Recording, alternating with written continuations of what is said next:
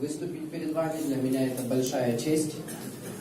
I'm also very honored to have Dima as my interpreter because he's been a friend for many years and it's an extra opportunity for me. Я очень рад, что меня сегодня переводит Дима. Мы уже давно с ним знакомы и думаю, что все у нас получится. A short introduction. I was with No-Till on the Plains from the very beginning. I was one of the I and several farmers initiated this program, and it's. Я немножко о себе расскажу. С самого начала No-Till on the Plains этой структуры я стоял у ее истоков. We just had our 22nd annual conference. Совсем недавно у нас прошла 22-я ежегодная конференция. Our conference started very much like this one. И наши конференции проходят вот очень похоже, как ваша конференция. We've learned very much in the last 20 years from mostly the farmers. За последние 20 лет мы очень многому научились, и в основном мы учимся у фермеров. I also have a business that once I retired, that I started. Когда я ушел на пенсию, я открыл свое предприятие. And that's the rainfall simulator that you'll see tomorrow. И мы занимаемся вот симуляторами осадков, которые мы будем показывать вам завтра.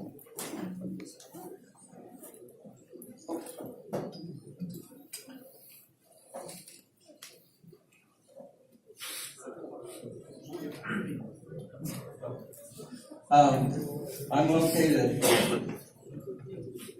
here in Kansas. Я вот отсюда, из Канзаса. This is where Paul Yassa. Вот эта желтая точка, отсюда Пол Яса. And those of you that were here last year, this is where Rick Bieber lives. А те из вас, кто были здесь в прошлом году, та третья желтая точка, это то, откуда Рик Бибер. And to give you an idea of where we're located, associated with where we are today, there's Rostov. Вот с той стороны Ростов, and here's where we're located. А здесь мы. We have similar conditions. We're warmer at night. We have probably less rainfall. У нас более-менее одинаковые условия, не очень много осадков. And we don't have near as cold winters. И у нас не очень холодные зимы. I've been passionate about soil ever since I was a child. Вот еще с самого детства меня очень прельщала почва. I have nothing to sell you today. Nothing to sell. Я сегодня ничего продавать вам не буду. I'm here to talk to you about your soil. Я буду разговаривать с вами о почвах. All I bring is a heartfelt message of things that we see around the world. Я привез вам как бы вот послание, с которым я стараюсь выступать везде, куда я приезжаю. And my hopes are that you'll gain a little bit of knowledge about what to look at and what your soils are telling you. И я очень надеюсь, что после нашего с вами разговора вы будете знать, на что нужно смотреть, и будете понимать, о чем говорит вам ваша почва. Many years ago, this could have been our farm. Много лет назад вот такое устройство работало на нашей ферме. Well, let's talk a little bit about our soil. Давайте поговорим о почвах. It's just a thin layer of minerals and organic matter on the land surface. Почва – это тонкий слой минералов, органического вещества на поверхности земли.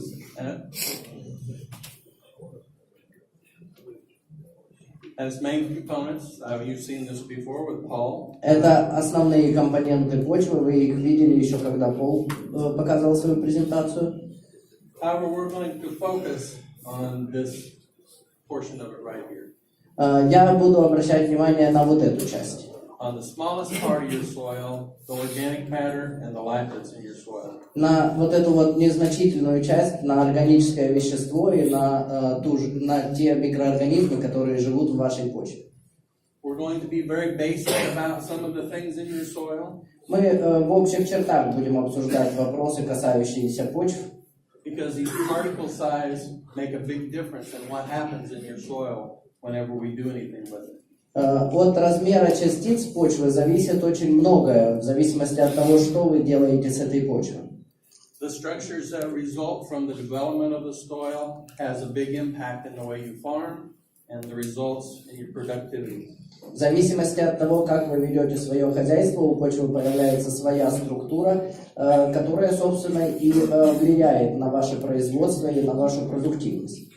And we're not just going to be talking about the surface, we're going to be talking about the entire soil profile. И мы с вами будем говорить не только о поверхности, мы будем говорить о всем почвенном профиле. Well, let's take a look back. Давайте немножко заглянем назад. And how many of our soils were formed.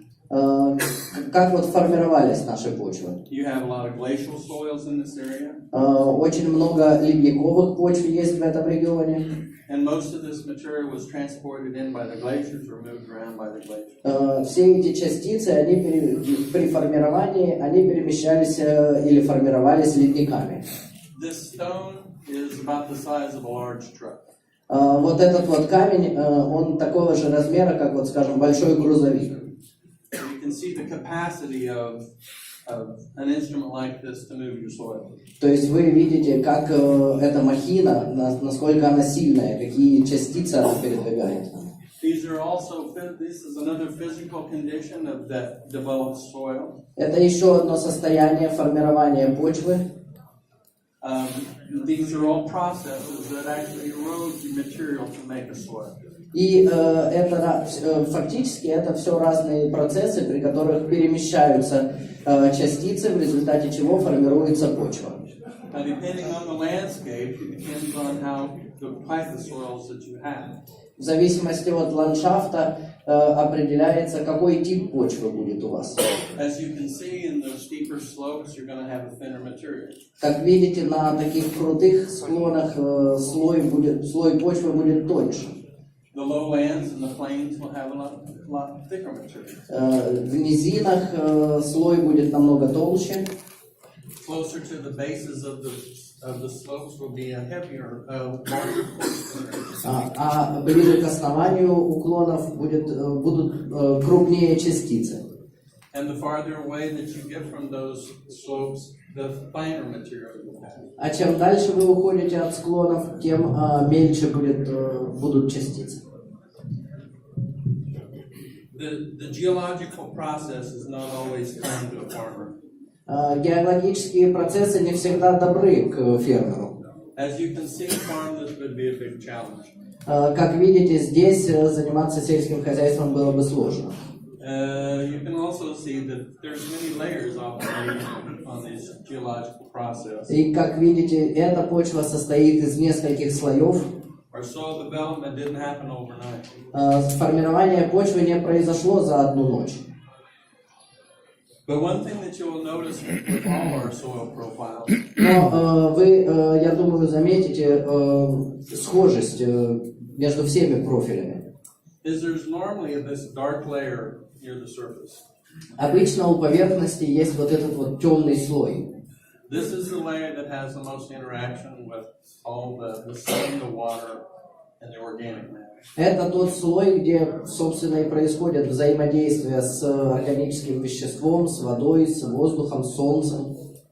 And this is material that has been developed basically from the parent material below. И этот материал развивался из материнской породы, которая находится внизу.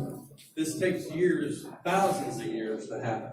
Для того, чтобы это произошло, требуется тысячи лет. You can see the rock gets disintegrated. Видите, материнская порода расщепляется. As that weathers down, then there's a live plant that actually can get started in that.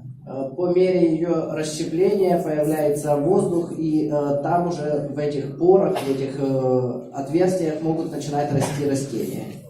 And the longer they survive, the more that they weather the process down. И чем больше мы ждем, тем больше, получается, идет вот этот процесс формирования. As you can see in these landscapes, there's many various types.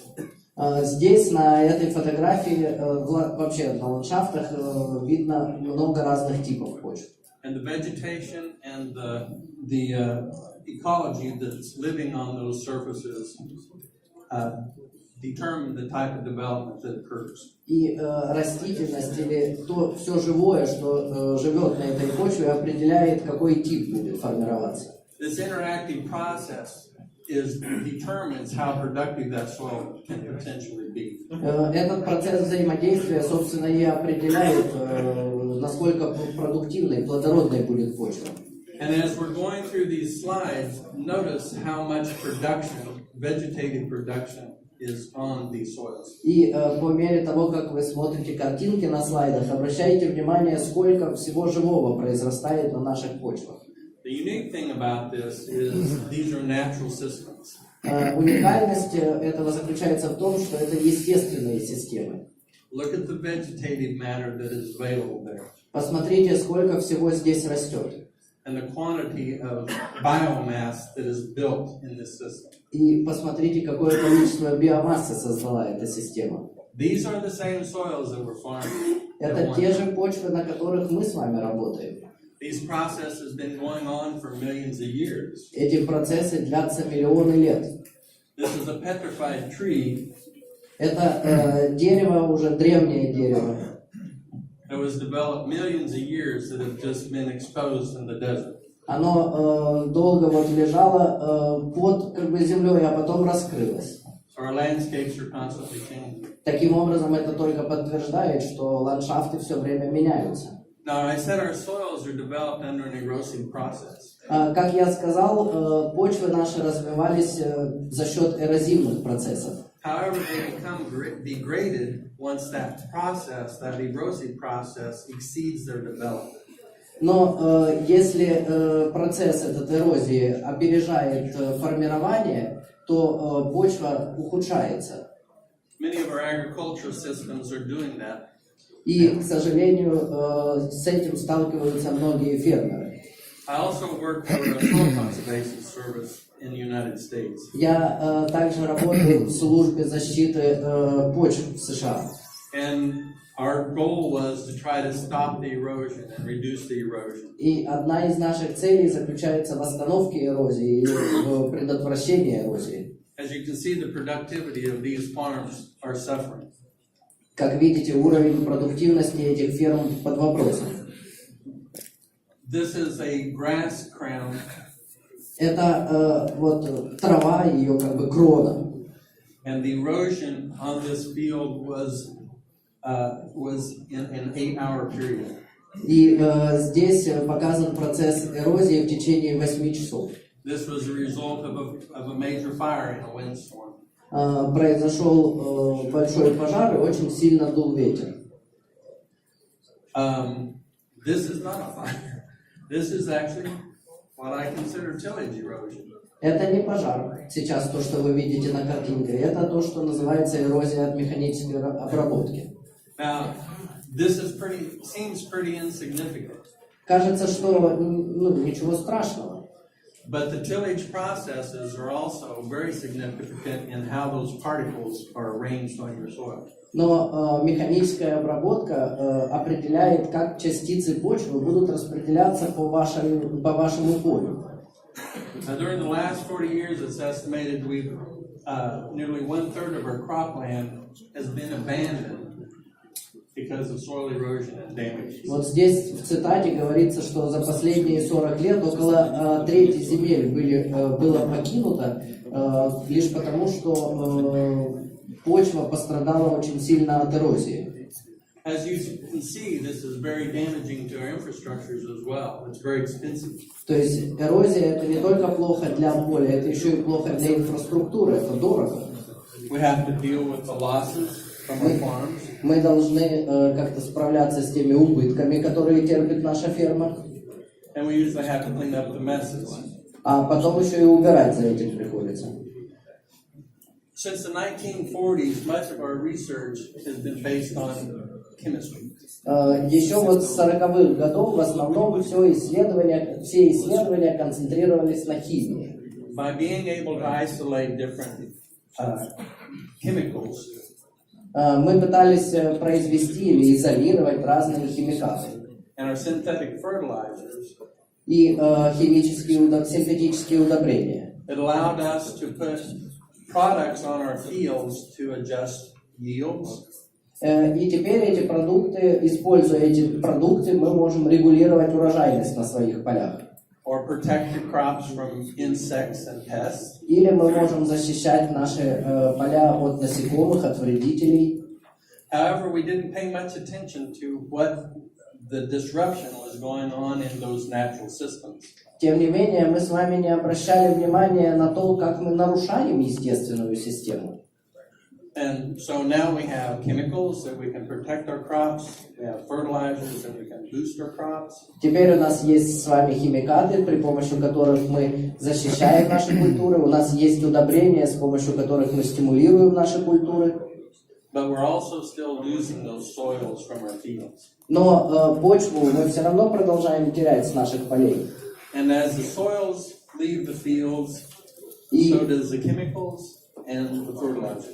Вместе с почвой, уходящей с наших полей, уходят и удобрения, и средства защиты растений. As you can see, it also impacts the fisheries and the wildlife in the sea. Как видите, все эти процессы влияют и на рыбные хозяйства, потому что все это по рекам стекает в наши озера и океаны. Now, years ago, we tried everything we could to manage our soil loss. Мы уже годами стараемся найти способ предотвратить потерю почвы. But basically, the only thing we had was a structural practice to manage the way the water left the field. Но на самом деле у нас появились просто технологии, при помощи которых мы управляем содержанием воды в поле.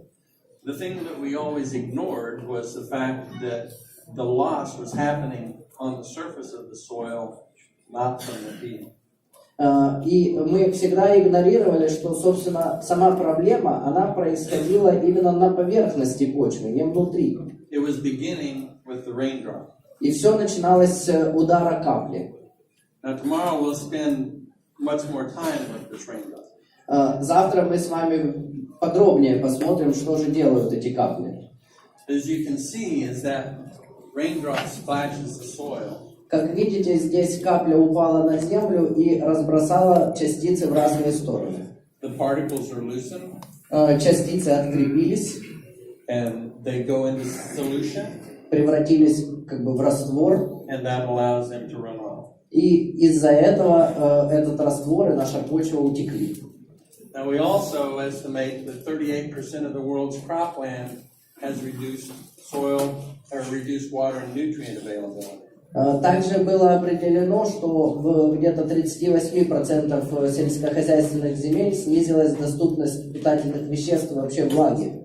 That represents 15% of our entire Earth's land area. И эти 38% это около 15% всей земли, всей поверхности планеты Земля. And that has been degraded from our activities on the farm. И это мы испортили из-за своей деятельности.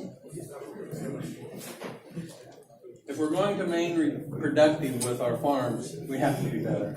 Для того, чтобы нам повысить производство на своих фермах, нам надо как бы улучшить наш подход. And one thing that I've learned in the last 22 years from our farmers И кое-чему я за 22 года от наших фермеров научился. is that you can be the most innovative people to solve a solution. Можно быть очень инновационным, можно находить разные варианты решения проблем. Sometimes we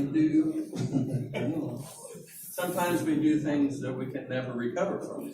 Но иногда мы настолько изобретаем, что потом исправить не можем. My favorite tool for farming is right here. Мне кажется, это самый лучший инструмент фермера. I've had an opportunity to travel in the last 3 years several different countries and dig lots of holes. За последние 3 года я посетил, так уж получилось, я посетил очень много стран и вырыл много ям. Our farmers that are truly soil caretakers and passionate about their soils have it. Те фермеры, которые называют себя, которые считают, что они действительно заботятся о своих землях, о своих полях, у них обязательно найдется лопата. And the only way you can understand what is going on with your soil is to look into it. И единственный способ разобраться, что же все-таки происходит в почве, это заглянуть внутрь. These are some very passionate people about soil. Это люди, которые действительно любят почву. And we were digging holes, of course. И, конечно же, мы рыли яму. There's also farmers back here with their shovels as well. А там сзади еще фермеры, и у каждого из них еще и своя лопата. The reason I want you to dig into your soil is to see what you're doing and what your farming activities, how it affects that soil. Я хочу, чтобы вы заглядывали в свои почвы для того, чтобы вы поняли, к чему приводит ваша деятельность на полях. This is a common thing that we deal with worldwide. Это очень распространенная ситуация, с которой сталкиваются по всему миру. Look at the structure that you're seeing there. Посмотрите, какая тут структура. Look how it fractures. Посмотрите на фракции. I'd like to dig a hole and take the shovel and bounce it on the ground. Я вот, например, люблю вот лопату вставить в землю, выкопать этот ком и бросить его на поверхность. It's a very simple test to find out if you have a restrictive layer in your soil. Это самый простой тест для того, чтобы определить, есть ли у вас какой-то ограничивающий слой в почве. If that soil fractures horizontally, если почва разбивается горизонтально, that means you have a layer in there that is restricting your root system and your water. Это значит, что в этой почве есть ограничительный слой, который не дает расти корням и ограничивает движение воды. A good thing to do is after you run some of your equipment through the field. Еще после того, как вот прошел какой-то вид техники по вашему полю, This is a subsoiler. вот в данном случае это был глубокорыхлитель. If you run the subsoiler too wet, если глубокорыхлитель пройдет по очень влажной почве, it just creates a bigger compaction problem. то создастся еще большее уплотнение. Now, as you can see at the bottom of this trench, видите, вот внизу этой траншеи, where the tool actually ran, там, где, собственно, и шел рабочий орган. look at the straw in the bottom. Посмотрите, тут солома. This tool fractured this soil pan. Значит, рабочий орган, получается, разбил эту подошву. But you can see the area that was affected by that. Но видите, какая зона пострадала в результате этой деятельности. Now you can see here where they've exposed the tillage pan. И здесь как раз эта подошва очень видна, открытая она. This pan is created from the compression of your tools. И эта подошва образуется в результате давления ваших орудий. And as Paul was showing you about the tires sliding over the surface of your soil. И вот и Пол вам показывал, как шины идут по поверхности почвы. So does that implement slides across the soil, the subsurface of your soil. Точно так же и орудие идет, только глубже. It also builds a compression. Оно тоже создает такое как давление. Then once the soil starts to erode or starts to wet, потом вот на почве начинается эрозия, или она сильно намокает, например. those small particles in your soil start to migrate down to that level. И мелкие частицы почвы начинают опускаться вниз. And will actually make this compaction layer larger. И в результате этого уровень уплотнения станет еще сильнее. But you can dig these out and see that for yourself. Но вы можете взять лопату, выкопать свою почву и посмотреть, как у вас обстоят дела. If you have restrictive layers, this is a very wet soil. Если у вас есть, например, какой-то ограничивающий слой, вот это очень влажная почва. When you dig into this soil and smell it, it smells bitter. Если вот выкопать, достать лопату и понюхать, то будет такой горький привкус. This happens to be the hole that we dug. Это вот яма, которую мы вырыли. And within 15 minutes we had water in that soil. Через 15 минут в ней уже стояла вода. Raise your hand if you want this soil. Поднимите руку, если вы хотите, чтобы у вас была такая почва. No? Нет? But this is in the same field. Но, значит, это происходит на одном и том же поле. And this was a trench that was dug for drainage. Мы выкопали эту траншею для дренажа. The soil was piled on top. Почва лежала так вот сверху. In a berm and planted to a hedge. И получился такой как гребень. This layer right here is the same level as the water. Вот этот вот уровень, который я только что показал, он находится там же, где вода. The hole that we dug was this distance. И яма, которую мы вырыли, она была вот как такого расстояния. 6 meters. Где-то около 6 метров. But you notice there's no water. Но здесь, обратите внимание, воды нет. But also I want you to look at the root systems. Но я здесь хочу обратить ваше внимание на корневую систему. What you're looking for in the subsoil is how the roots are developing the soil. В нижних слоях почвы нужно обращать внимание на то, как в ней развиваются корни. So the hedge is pulling the water out of the soil. Значит, сами растения, они вытаскивают воду из почвы. And the soil development is much better here than in the crop field. И получается, развитие почвы идет лучше в естественных условиях, чем на полях. Another thing you'll look for when you dig a hole. Еще на что обращать внимание, когда вы выкапываете яму. This is another wet soil. Еще один пример влажной почвы. The different colors will show you where your wet zone is. Разные цвета показывают, насколько почва, на какую глубину почва смачивается. And as the water percolates through that profile, И когда вода ходит по этому профилю, it slows down and starts losing the minerals that are in that soil. Получается, она замедляется и начинается потеря питательных веществ. So you may see red and gray mottling where those nutrients or minerals are settling in the soil. И там, где оседают, где происходит замедление, возможно, вы обращали внимание, такие вот, как могут быть красного цвета пятна. Это там, где оседают питательные вещества.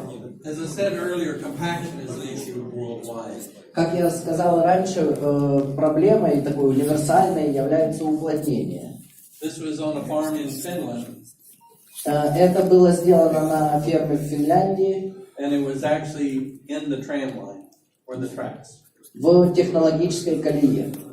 This was the first trip after harvest. Слева, начинаем слева. Это первый проход сразу после уборки. The second trip. Второй проход и третий проход. Now look at how the compaction has been forced down deeper into the soil. Посмотрите, как вот уплотнение уходило глубже в почву. These are some things that you will look for. И на это нужно обращать внимание. Another thing that you should see when you're digging your soil is what are the root systems doing. Когда копаете, обращайте всегда внимание, что делают в ваших почвах корни. You can see how this is broke across horizontally. Видите, как этот ком разбивается горизонтально. And so the root system has to work back and forth through those layers. И в этих слоях, получается, туда и сюда ходят корни. I like to use a deck of cards as an example of a layer like that. В качестве примера вот такого я хотел бы использовать колоду карт. Now, for a plant to get the nutrients from this soil, it has to move back and forth through that deck of cards. То есть представьте, что для того, чтобы растение получило доступ к питательным веществам, корни должны как вот обходить карты. Now, if you look at each layer, there's a tremendous surface layer. Если вот посмотреть на каждый слой, то получается поверхность очень большая. A lot of water holding capacity. И она может удерживать влагу. A lot of nutrient capacity. Очень много питательных веществ. But as a deck of cards, a compressed deck of cards, Но если взять как вот целую колоду, it takes a long time to wet that deck of cards. то колоду, чтобы смочить эту колоду полностью, для этого потребуется много времени. And once it's wet, it's very hard to pull apart. А когда она намокнет, ее будет очень тяжело разбить. Sometimes nature is very unkind to a farmer. Иногда природа не по-доброму поступает с фермерами. As you can see, there's a very fine textured soil. Здесь, видите, почва с очень мелкой текстурой. Now, you may have a good root system. Возможно, у вас хорошая корневая система. You may have good porosity. Возможно, хорошие поры. but the water penetration won't go past this layer. Но из-за наличия этой подошвы вода не может спуститься ниже. So you have to saturate the entire surface before it will move through to the next layer. Для того, чтобы перейти на следующий уровень, через эту подошву нужно насытить весь верхний уровень. You're trying to go gravity flow move it into a capillary flow. Поток под действием силы притяжения, то есть самоток, нужно превратить в поток воды по капиллярам.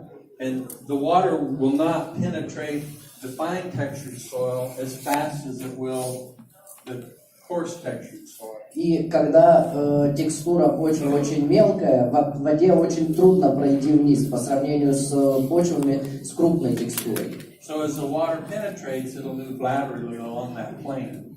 То есть вода, по мере того, как она будет проникать, она сначала будет распределяться по этой плоскости. Then the same effect happens when you have the opposite. Аналогичная ситуация происходит при противоположном случае. If you have a fine textured soil over a coarse textured soil, Если у вас почва с мелкой текстурой лежит на почве с крупной текстурой, the water tension in the soil particles holds it tight enough that it doesn't allow it to go into the larger pore space. Натяжение воды и вот удержание этих частиц не позволит создать крупные поры. It's like putting your thumb over a straw in water. Это как вот положить большой палец на соломинку в воде. The air in these subsurface layers or in the coarse material does not come out before the surface seals up. Воздух, который находится в более нижних слоях, он не выходит, ему тяжело. So a fine textured soil has to be completely saturated before the water will move to the coarse layer. Таким образом, прежде чем вода спустится ниже в почвах с мелкой текстурой, ее нужно очень хорошо насытить. This was from a farm down in southern Kansas. Эта фотография была сделана в Южном Канзасе. And this is at the bottom of the plow layer. Как раз вот внизу этого слоя плужного. This farmer likes to burn his residue. Фермер предпочитает сжигать растительные остатки. It's a good weed control. Он неплохо контролирует таким образом сорняки. Maybe. Может быть. Okay. Now, the weed is headed out. Но все равно сорняки появляются. There was planted. So this layer has been here for 11 months. Но, тем не менее, этот слой